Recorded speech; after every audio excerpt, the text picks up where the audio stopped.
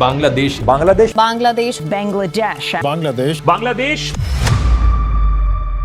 आखिरकार ऐसा क्या हुआ बांग्लादेश में? आज क्यों सब लोग बांग्लादेश के बारे में बात कर रहे हैं? क्यों बांग्लादेश के सारे स्टूडेंट को प्रोटेस्ट करने के लिए रास्ते पे उतरना पड़ा? क्यों बांग्लादेश में मिलिट्री रूल्स को लागू करना पड़ा? ये सारी बातें हम इस छोटी सी वीडियो की मदद से जानेंगे।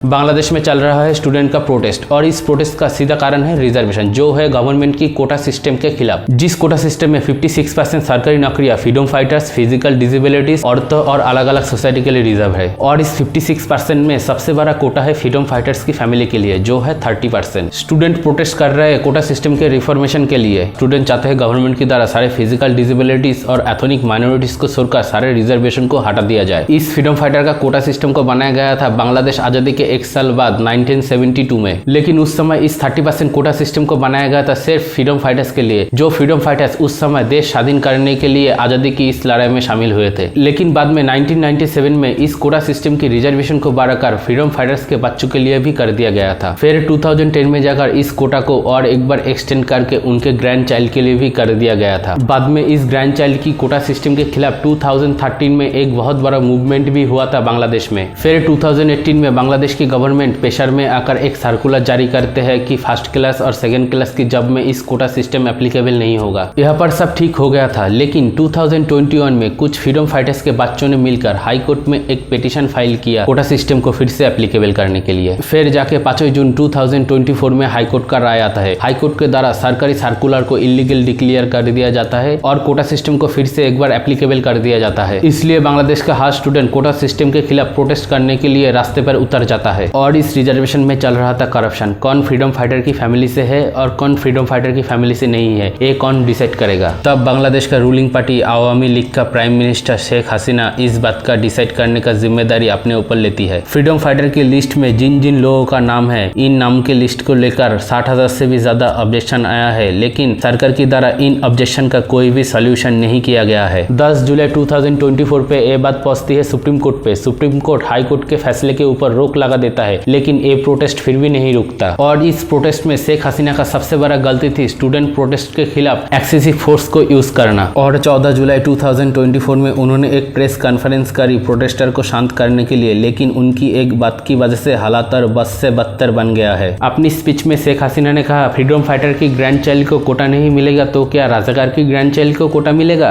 মুক্তিযোদ্ধাদের নাতিপুতিরাও পাবে না, তাহলে কি রাজাকারের নাতিপুতিরা পাবে? बांग्लादेश में राजाकार का मतलब है देशद्रोही, और इस राजाकार शब्द की वजह से प्रोटेस्टर और भी ज्यादा गुस्सा हो गए थे। प्रोटेस्टर ने नाराबाजी भी की, तुई के अमी के, राजाकार राजाकार।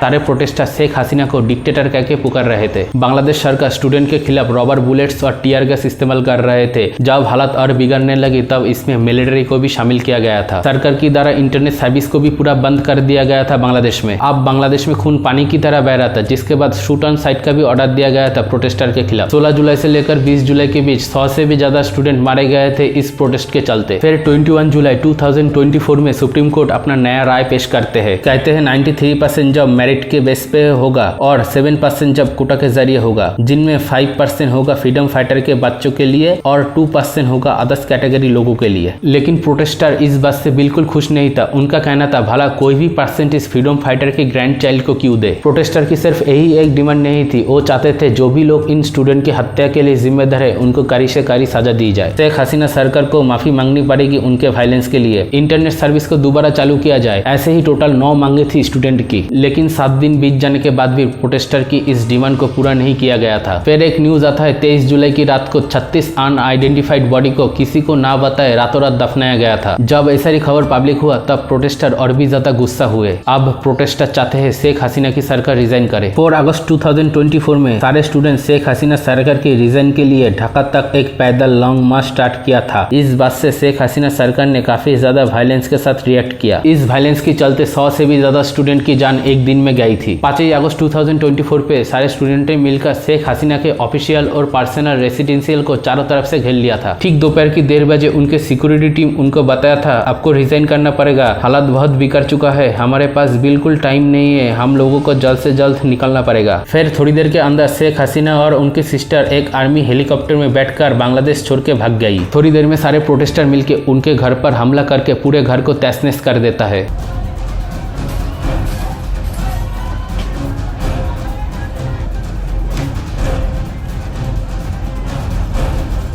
और कुछ कीमती सामान अपने अपने साथ ले जाता है। शेख हसीना देश छोड़ने के बाद सारे प्रोटेस्टर की द्वारा एक नया आज़ादी का जश्न मनाया गया बांग्लादेश में। इस बीच बांग्लादेश में मिलिट्री रूस चल रहा था जब तक बांग्लादेश में नया सरकार नहीं बन जाता है। इस प्रोटेस्ट में 300 से भी ज्यादा स्टूडेंट को अपनी जान गंवानी पड़ी और 1000 से भी ज्यादा स्टूडेंट घायल हुए थे। 8 अगस्त 2024 पे बांग्लादेश पे अंतिम सरकार की गठन के चलते 84 वर्ष की नोबेल विजेता मोहम्मद यूसुफ को अंतिम सरकार की मुख्य के रूप में चुना गया है और उन्होंने शपथ भी ले लिया है। तो क्या अब बांग्लादेश की हालत पहले से और भी बेहतर होगा या दिन के दिन और भी बदतर होते जाएंगे? आप लोगों को क्या लगता है कमेंट पे मुझे जरूर बताना। बस आज के लिए इतना ही, चलिए फिर मिलते हैं किसी एक नए वीडियो में किसी एक नए टॉपिक के साथ। अगर आप लोगों को ये वीडियो अच्छा लगा तो ज्यादा से ज्यादा शेयर करना और चैनल को सब्सक्राइब करके हमारे साथ जुड़े रहना। Thank you so much video को पूरा देखने के लिए।